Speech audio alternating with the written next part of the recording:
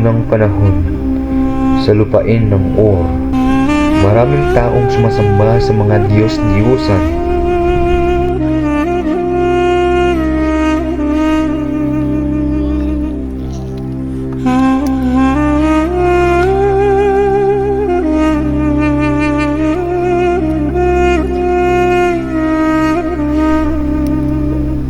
Ngunit sa lugar na yon, may isang lalaking nangangalan Abram, kasama ang kanyang asawa na si Sarai.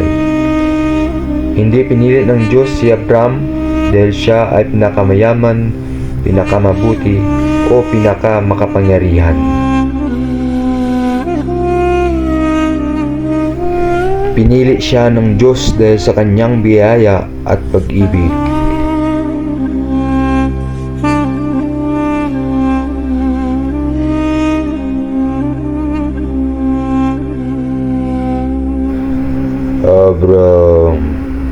Abram.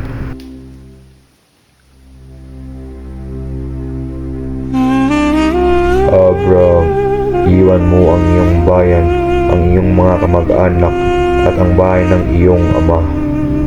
Punta ka sa lupaing ituturo ko sa iyo. Pagpapalain kita at padadakilain ko ang iyong pangalan.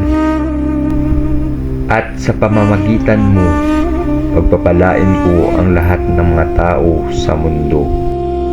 Sarai, hindi natin alam kung saan tayo pupunta. Hindi natin alam ang mangyari. Ngunit tinawag tayo ng Diyos, magtitiwala tayo sa Kanya. Kung ang Diyos na muna, susunod tayo.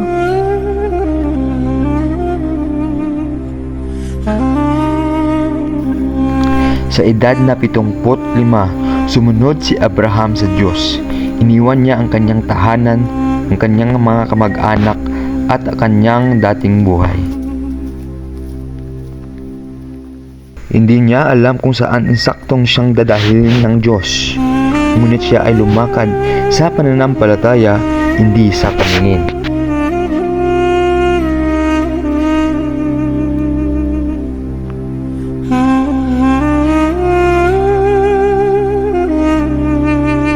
Lumipas ang maraming taon, tumanda si Abram at si Sarai, nanatiling walang anak.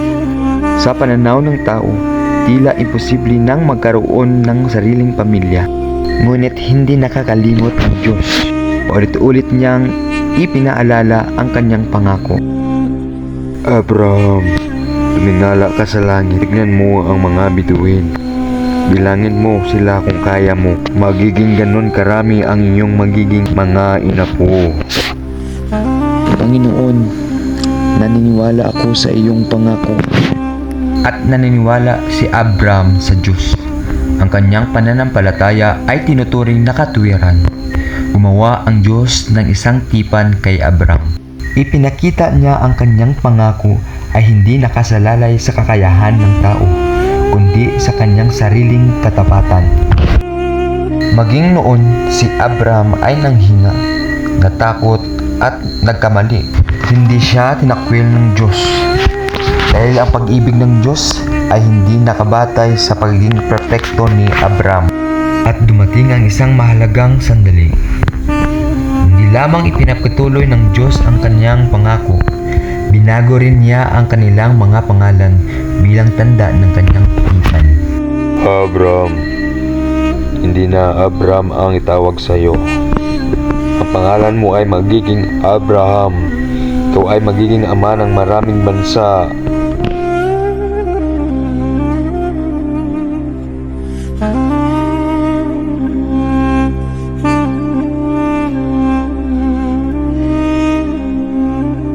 Ako ay si Abraham, hindi dahil sa aking sariling kakayahan, kundi dahil sa biyaya at pangako ng Diyos. At tungkol naman sa iyong asawa, hindi na siya tatawaging Sarai. Ang pangalan niya ay magiging Sarah. Ako si Sarah. Ang Diyos ay tapat sa kanyang salita. Mula kay Abram, naging Abraham. Mula kay Sarai, naging Sarah. Ang kanilang bagong pangalan ay tanda ng pangakong patuloy na ginagawa ng Diyos sa kanilang buhay. Lumipas pa ang panahon. Si Abraham ay naging 100 taong gulang at si Sarai ay matanda na rin. Sa mata ng tao, wala nang ipag-asang magkaroon sila ng anak. Ngunit sinabi ng Diyos, walang imposible sa kanya. Sarah, ay magkakaroon ka ng isang anak na lalaki at tatawagin ninyo siyang Isaac. Matagal naming inihintay ang pangakong ito, ngunit alam kong tapat ang Diyos. Hindi ko alam kung paano ito mangyayari, ngunit magtitiwala ako sa Diyos.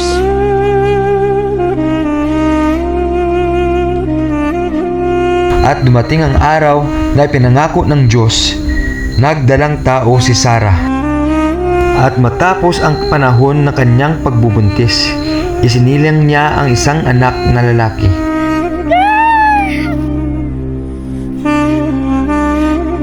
Isaac, dinalan ako ng Diyos na kagalakan. Ang Diyos ay tunay na tapat. Matagal naming hinihintay ang araw na ito. Ang dating tilang imposible ay ginawa ng Diyos na posible. Ang Diyos ay tumutupad sa kanyang pangako. Tinawag nila siyang Isaac. Ang kanyang pagsilang ay naging dahilan ng malaking kagalakan kay Sarah at kay Abraham. Si Isaac ay naging buhay na patunay ang Diyos ay hindi nakalimot sa kanyang pangako. Hindi dahil karapat-dapat sina Abraham at Sarah. Hindi dahil kaya nilang gawin ang imposible, kundi dahil ang Diyos ay tapat. Ngunit matapos ang kagalakan, dumating ang isang napakahirap na pagsubok. Inatasan siyang ialay si Isaac. Panginoon, hindi ko mauunawaan, ngunit magtitiwala ako sa iyo.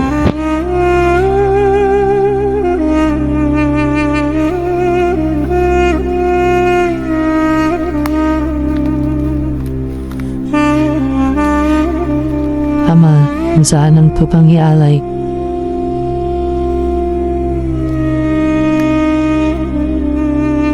Anak, ang Diyos ang maglalaan.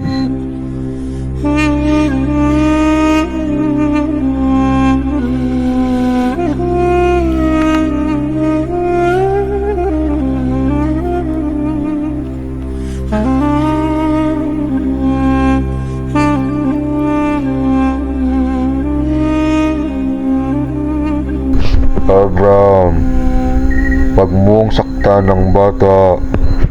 Naglaan ang Diyos ng isang tupa bilang kapalit ni Isaac. Muli niyang ipinakita na siya ang naglalaan at tapat na kanyang pangako. Ang Diyos ang naglalaan. Ang pananampalataya ni Abraham ay hindi pananampalatayang walang pagsubok. Ito ay pananampalatayang nagtitiwala kahit hindi nauunawaan ang lahat. Lumaki si Isaac at nagkaroon ng 2 anak, si Esau at Jacob.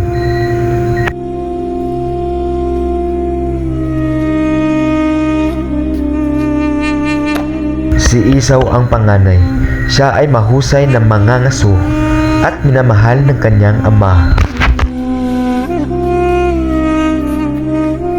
Si Jacob naman ay tahimik at madalas nanatili sa bahay.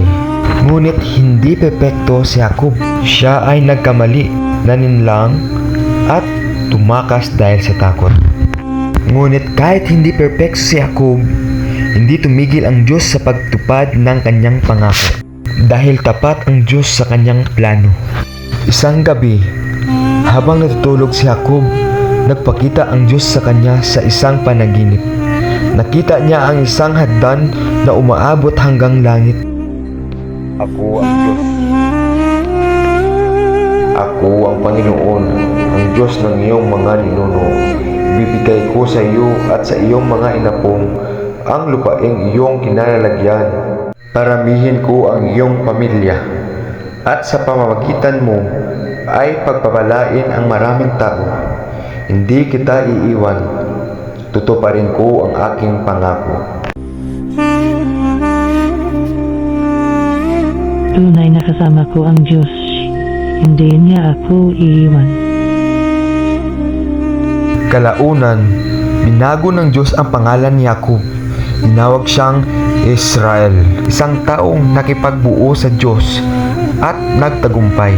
Lumaki ang pamilya ni Jacob. Nagkaroon siya ng 12 anak. Mula sa kanila ay nagmumula ang 12 tribu ng Israel. Ngunit ang kanilang pamilya ay puno rin ng mga problema. Ibininta ng mga magkakapatid ang kanilang kapatid na si Jose bilang alipin. Dumaan ang kanilang pamilya sa gutom, paghihirap at maraming pagsubok. Ngunit sa bawat pagkakataon, mas dakila ang biyaya ng Diyos kaysa kanilang mga pagkakamali. Pinrotektahan sila ng Diyos. Gaya ng pinangako niya kay Abraham, maraming taon na ang nakalipas. Ang nagsimula bilang isang tawag na isang matandang lalaki ay naging isang buong bayan.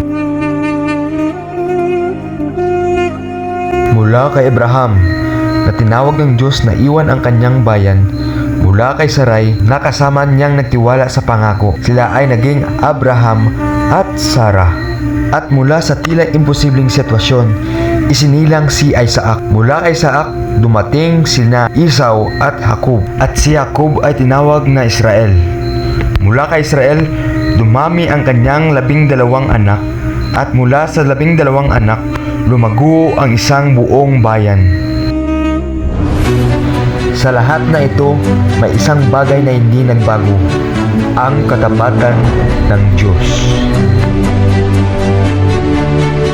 Maaaring magbago ang tao, maaaring magbago ang panahon, maaaring dumating ang pagsubok, maaaring mga bagay na tila imposible, ngunit ang Diyos ay hindi nagbabago.